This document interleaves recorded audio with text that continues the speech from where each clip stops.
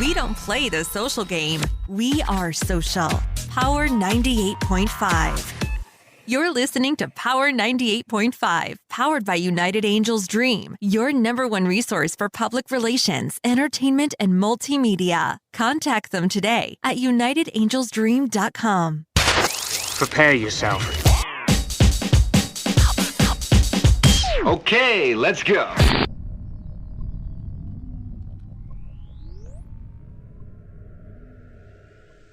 Hi, this is Dan Aykroyd. He's progressive. He's beautiful. He's thoughtful. He's intelligent. He's powerful. He's positive. He is Stephen Cuoco on Power 98.5 Satellite Radio. Empowering listeners from the US to the UK. Live on air with Stephen Cuoco.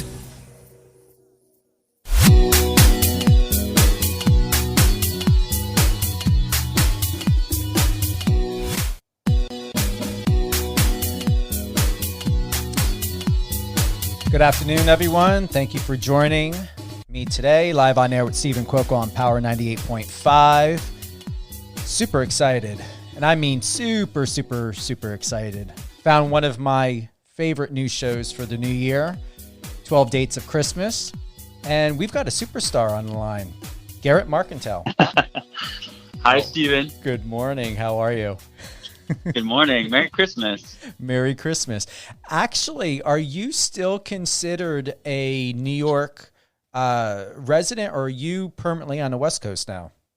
I've moved to LA. I did it. I packed up my bags in May from New York, and I figured that, this is a good time to start a new chapter. And I was thinking already before that this could be like a new decade. So it was just the right time. Are you practicing real estate in LA? Yeah. So I'm working on finishing up my license here. Mm-hmm. So I'm still licensed in New York City. So I'm working on some deals there. And then I just joined a team here in Los Angeles with Douglas Elliman, and I'm really excited about that. And LA real estate is super exciting and a little different than New York real estate. So there's going to be a little bit of a learning curve, but that's what's exciting me most about it. Well, I would like to give a quick shout out to the fabulous Jacqueline for getting all this together. She's wonderful, your PR representative. And I'm going to say, I won't be surprised if you end up on Bravo, especially for the real estate proportion of it. Can you see that happening?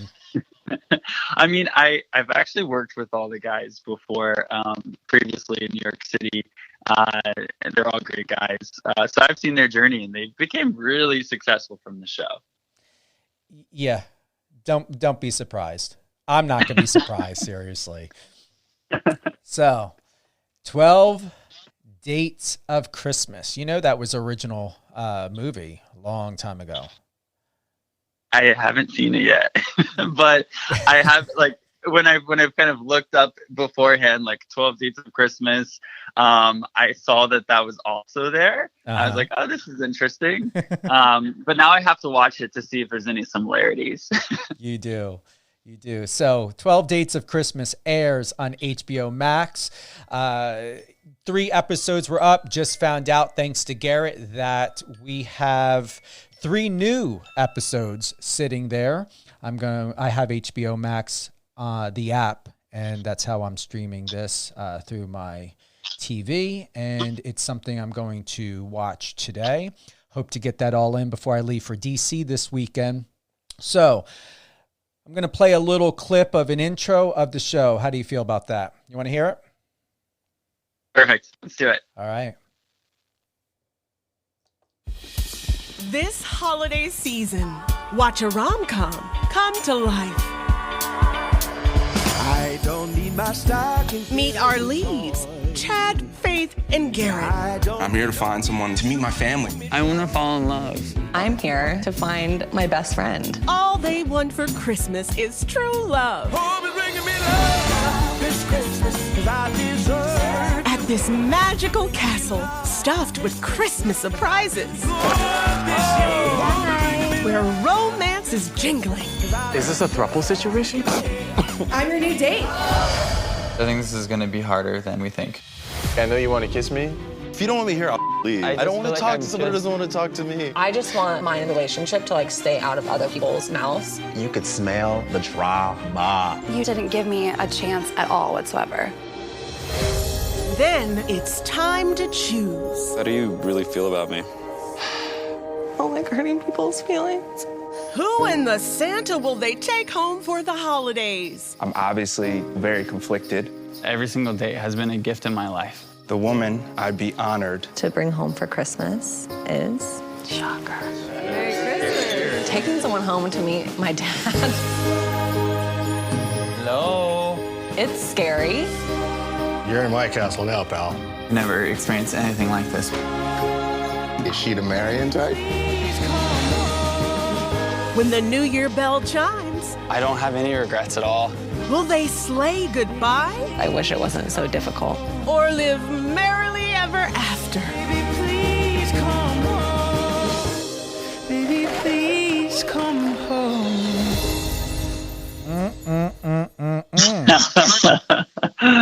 Woo! Pop a cork on a great champagne bottle for that one. Oh man. So, Yes. you're how old? I just turned 30 this summer. Well, I guess it's not just anymore. I'm 30. Happy birthday. Time is going crazy in this pandemic. Thank you. You still look 24. Yeah, that's what I want to hear. You look amazing too. What are you, 25? Yes, on the inside and outside. However, my birth certificate says something completely different. I'm going to say it's the Latin genes. I'm Italian, Sicilian, Puerto Rican, and Brazilian. So for being 46 You years got old. it going for you. Oh, yeah. All my doctors say it. Every time they see me, they're like, Steven, you don't age at all, especially my primary doctor. She's like, even when I lived on the West Coast and came back to the East Coast, because I lived bi-coastal for about 8 years, she's like, what are you doing? I'm like, what? I'm like, staying out of the sun. She's like, no. She's like, that's your Latin genes. These are good doctors to keep around too, it sounds like. Seriously, especially my dermatologist. I love them. I know it's usually a typical question. However, most people, and what I love about you is you are a great representation for the LGBT community. And what I love about that is it's not the typical cliche that like my generation, usually it's like, I really believe people depict our who we are in the wrong way. And you make me very proud to know that this is the side of the LGBT community that most people don't see on television and off television. And for some reason, I have no idea why that is, why we are presented in such a way that is not as sophisticated as though in its sophistication that you bring. With that being said, do you find that our community has a certain stigma towards or against the level of sophistication of professional men like yourself when it comes to dating? And this is a really hard question.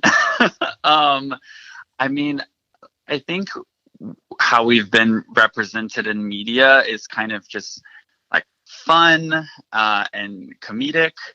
And, you know, I think it's, you know, just recently we had, you know, some of these real estate shows, you know, bring in or like design shows, you know, it's kind of like we're starting to turn the corner, I think, and show that, you know, we're much more than just one type of gay.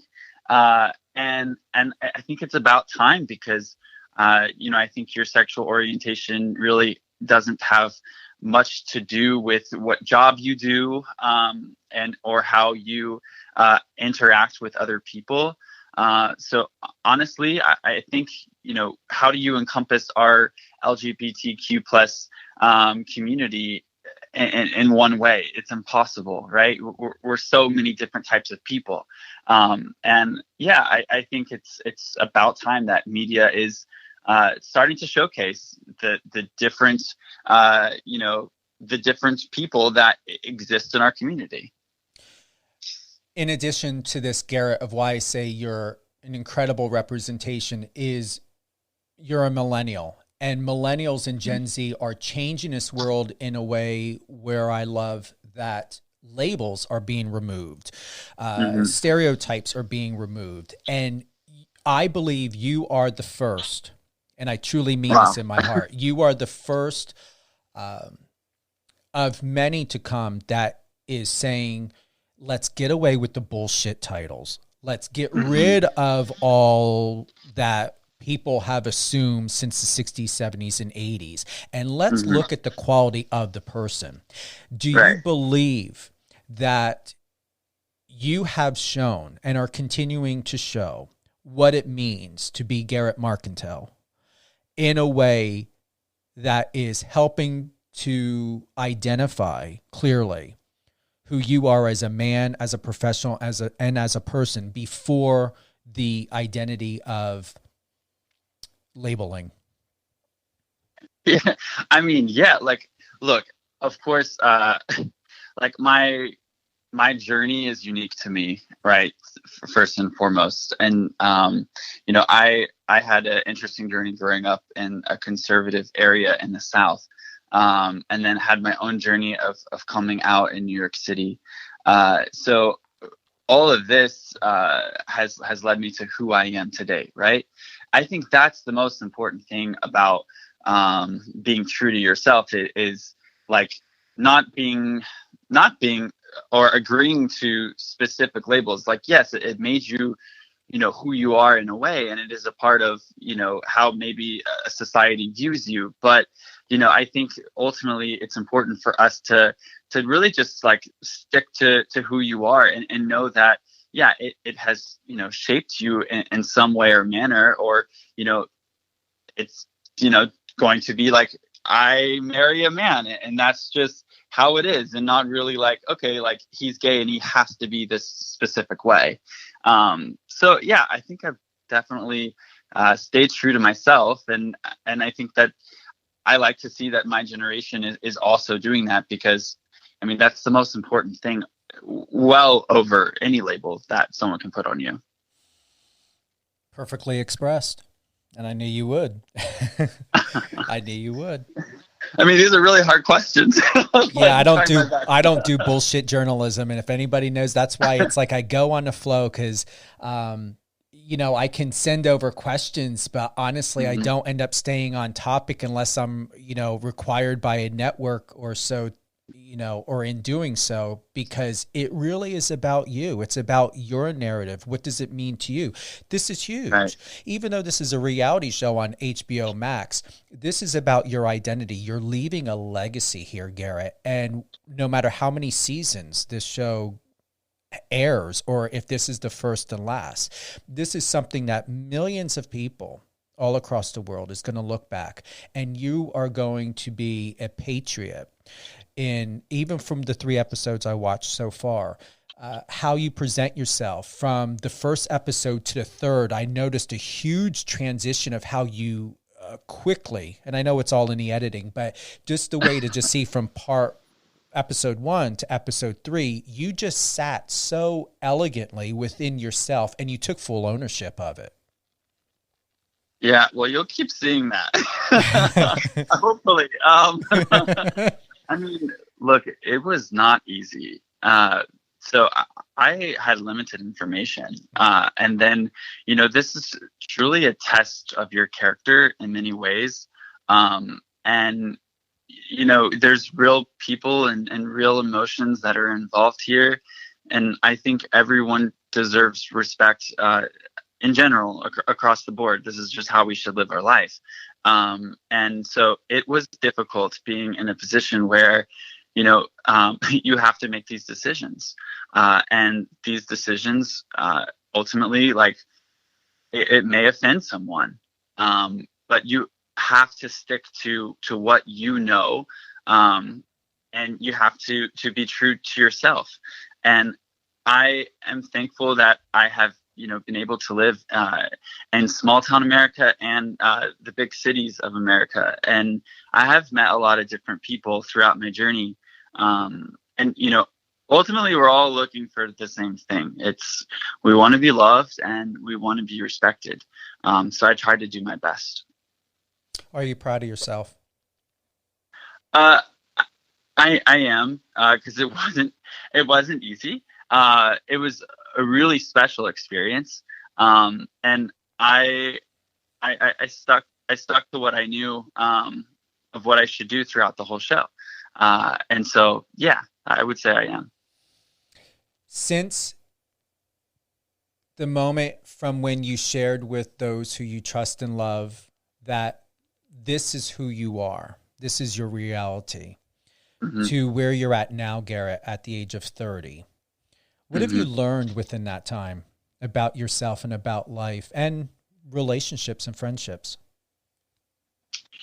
Yeah, I mean, you really have to take ownership at some point in your life with who you're going to let in, and that ultimately kind of steers and guides who you become as a person. And I knew pretty quickly that I wanted people in my life that were only going to point me in a direction of growth, and that loved me and saw me for who I am. And so I have built a friend group, and I have patiently worked with my family to get to a place where I have a beautiful community of people in my life. And I think that is one of the most challenging but rewarding things that we can do, or that I've done for myself. And it's paid off because it doesn't matter like what happens in life. I have these individuals that kind of serve as an anchor to me and keep me grounded.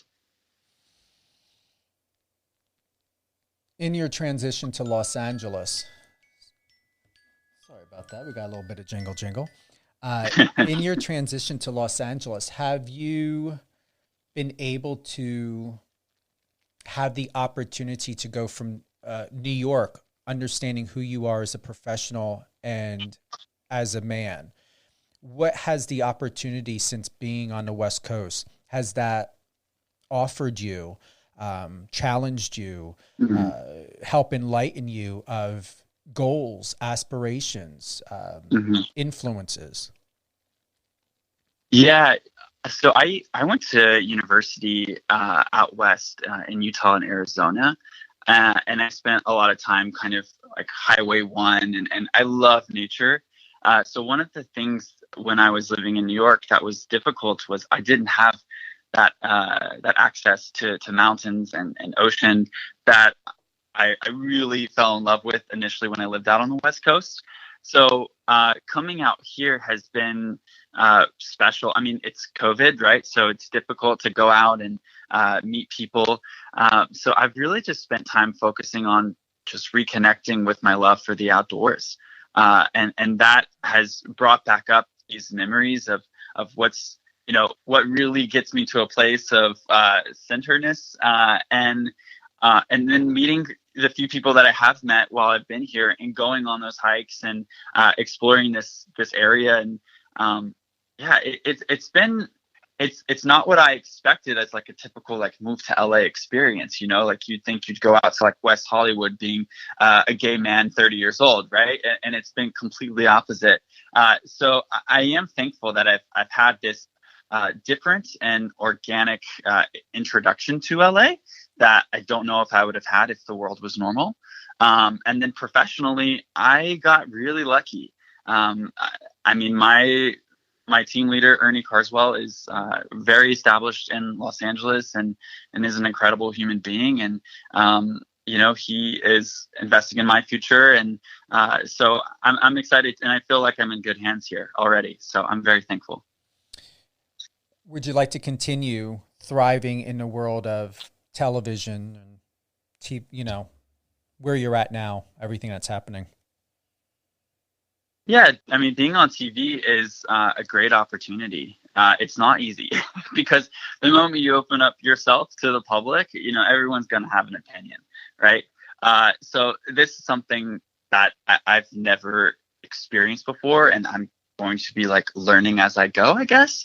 But I do think that, I have been blessed, I guess, to experience the things that I have experienced, and I would love to continue to share that with people, to be honest.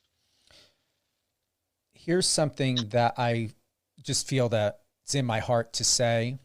Not that it has to be said. I believe you already know this, but you are safe. And why I say that is, as I have your photo and these pages here of all these accomplishments, and I always Google before I interview someone so I have content. I see an introvert. I see someone that is very kinesthetic.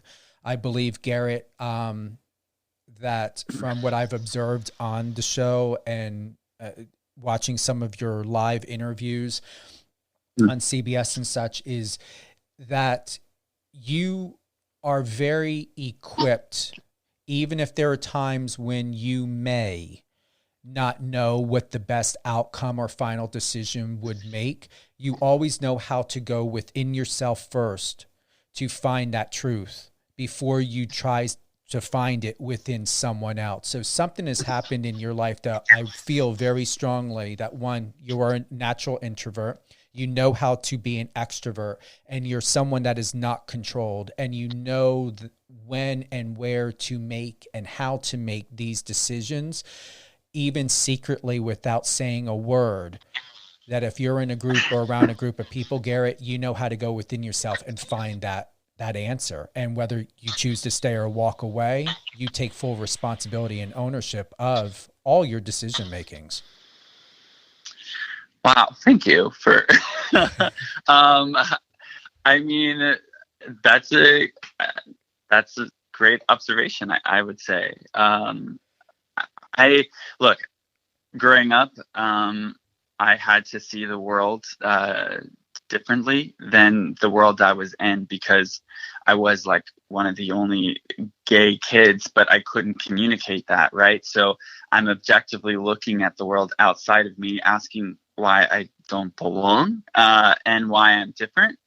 And so then I came to a point when I also had to live for myself, right? And I just knew that I wanted to have a sense of a free life, and that I knew that, living in Louisiana at the time wasn't going to offer that for me. So I took it upon myself to move to another location, and I didn't know anyone, and I had to build a community. And so I had this sense of independence, and also just trusting my gut. And, through many different failures and navigating and taking risks, I do think I found a peace that I guess I kept returning to. And I think I just kind of make my decisions based off of that. But it's definitely has not been an easy journey. And, you're always testing yourself and the world around you. And I think that's the best and the quickest way for us to learn as humans. What would be the best advice you would like to share to anyone at this moment that is transitioning and going through these transitions, just as yourself recently, to bring, if not help, to restore peace of mind? I mean, life is not easy, and maybe if you see someone's life and you think their life is perfect, you just don't know. We've been through a lot this year in our country. And like I said initially in the interview, I think we all want to be loved and respected. And I think that that's what we should give, before we expect to receive it as well. And I just hope that in this holiday season, everyone can maybe just look past themselves a little bit and understand that the world is much bigger than their own world. And people have fears and concerns, and they want the same things as everyone else. And I think that we just need to all put our big boy pants on as a country and move forward. But I think we need to respect each other, and but also stay true to yourself. But there's a balance that I think we're all learning in this time. So I would just encourage people in this holiday season to maybe think just beyond their own world, because it's a big world and there's lots of people involved. Who would you like to give a shout out to before we close? My mom. This has been a really special journey for both of us, because she's come a long ways. When I first came out to her, I think she just didn't have the words. She wasn't necessarily expecting it. She imagined that I would marry a woman and settle down in this traditional manner. And she has been so gracious and has grown so much and has done her own research, and also is a part of 12 Dates of Christmas. And so I'm really proud of her. So I just want to give my mom a shout out. May I ask what her name is? Yes, Wendy. Wendy Harper. Yeah. Thank you, Wendy, for ushering in an incredible human being such as your son, Garrett. And I know we're going to see more of you on television. There's no way we're not. Thank you, Steven. If you don't mind, Garrett, I wanted to give you some time to concentrate. I usually close out with some music while you're sharing, but I wanted to, once again, give you that moment to just be very present within yourself. So with that being said, thank you, everyone, for joining us live on air with Stephen Cuoco on Power 98.5. Garrett, where can everyone find you? You can follow me on Instagram, Garrett Marcantel. So it's GARRETT .Marcantel, MARCANTEL. It's Cajun French. That's why you've never heard of it, maybe. It actually reminds me of a department store. Well, it kind of comes from the mercantile word, actually. That's the first thought that came to my mind. Yep. Thank you, everyone, for joining Garrett, as well as myself, live on air with Stephen Cuoco on Power 98.5. Garrett, hold the line real quick, please. And tune in, HBO Max, 12 Dates of Christmas. 6 episodes currently available. And shout out to Garrett's mom. Thank you very much for everything. You guys are the best. Friend us on your socials and let's connect.